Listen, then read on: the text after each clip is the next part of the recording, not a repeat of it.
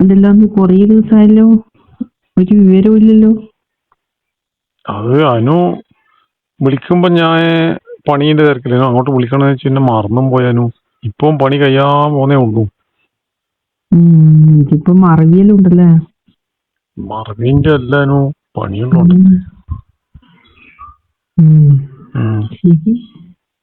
എന്നാ ഒന്നുമില്ല, ഞാന് ഇങ്ങനെ ഒരു കാര്യം പറയേണ്ടിട്ട് വിളിച്ചോട്.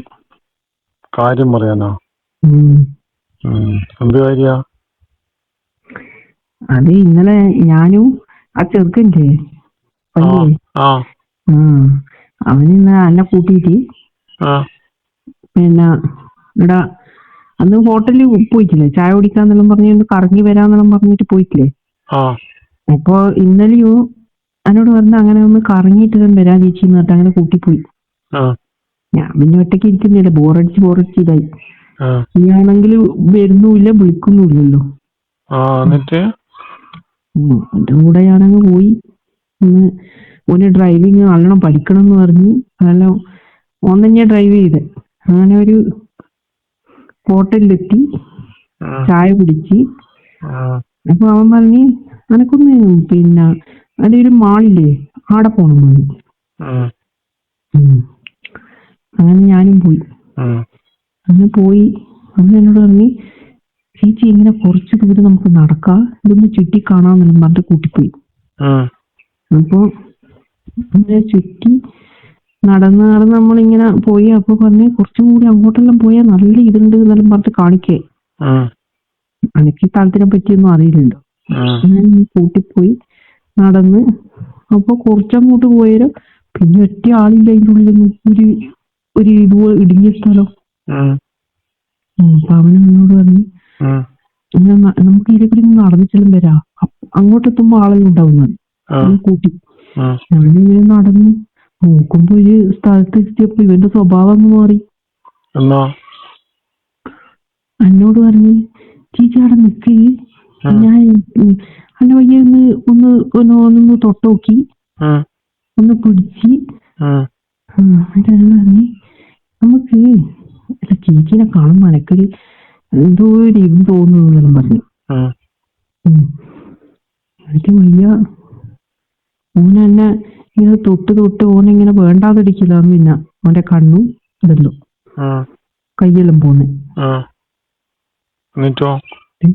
ഞാൻ പിന്നെ ഇത് എന്നോട് പറഞ്ഞ് എന്നാ നമുക്ക് ഒന്ന് ഏതെങ്കിലും ഇത് റൂം എടുത്താലോ. അപ്പൊ ഞാനിത് എതിർക്കാനൊന്നും പോയിട്ടില്ല. അപ്പൊ പിന്നെ ഒന്ന് വിചാരിച്ചൊന്നും തോന്നിയിട്ടില്ല, ഞാൻ എതിർത്തുമില്ല. അപ്പൊ ഞാൻ പറഞ്ഞ് റൂം എന്തിനാന്ന് ചോദിച്ചു. ചേച്ചിനെ അന്ന് കണ്ടപ്പോഴേ എനക്ക് ഒന്ന് തോന്നിയതാണ് ഒരു പരിപാടിക്ക്. എന്നിട്ട് എന്നോട് പറഞ്ഞാ നമുക്ക് വീടിന്ന് നോക്കിയാൽ ഇവിടെ ഒന്നും ആരും വരൂല എന്ന് പറഞ്ഞു. അങ്ങനൊരു സ്ഥലം ഒരു ഇതുപോലത്തെ. അപ്പൊ അവനിത് നേരത്തെ പരിചയം ഉണ്ടാവും. എന്നിട്ട് എന്നെ പിടിച്ച് ഓനന്ന് എന്തെല്ലോ ചെയ്യുക.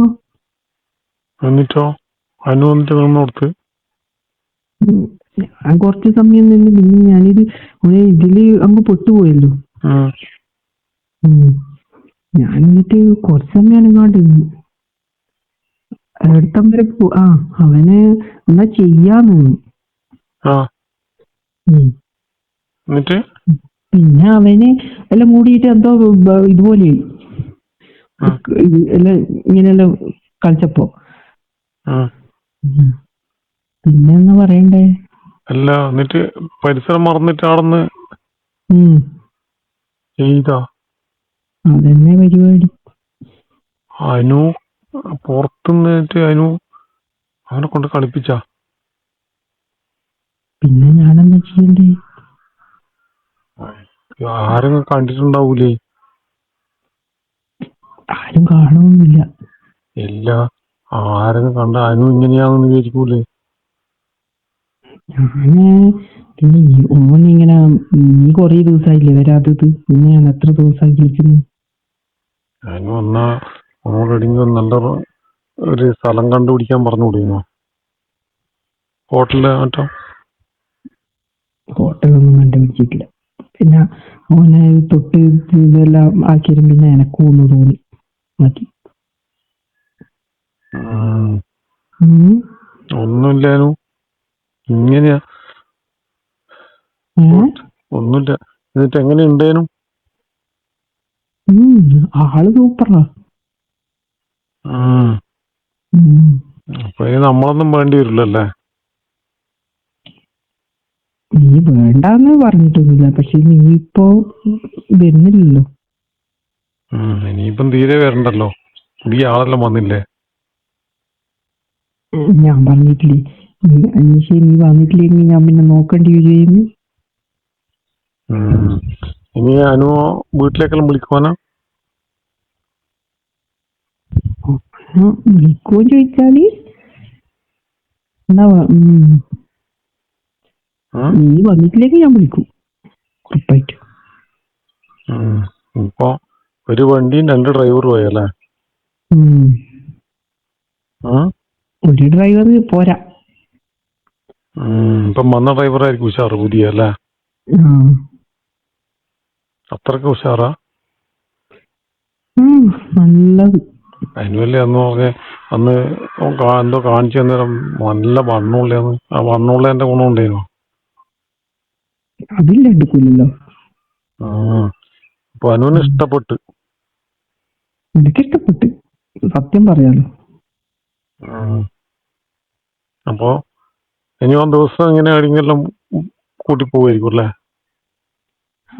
ഓനൊരു നമുക്ക് ഒരു എതിർക്കാൻ തോന്നാത്ത വിധത്തിലുള്ള ഒരു പരിപാടി കേട്ടാ. എന്തത്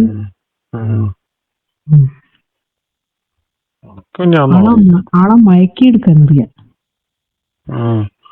മയക്കി എടുത്തിട്ട് കളിപ്പിച്ചല്ലേ അനുവിനെ? പിന്നെ ഒന്നും തോന്നിയില്ല എനിക്ക്.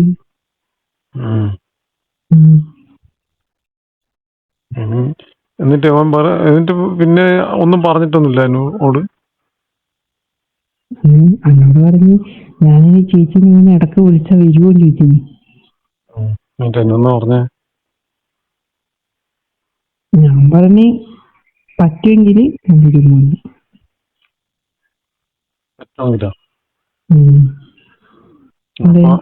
അല്ല, അപ്പൊ അതിന് ഉറപ്പിച്ചു കഴിഞ്ഞു.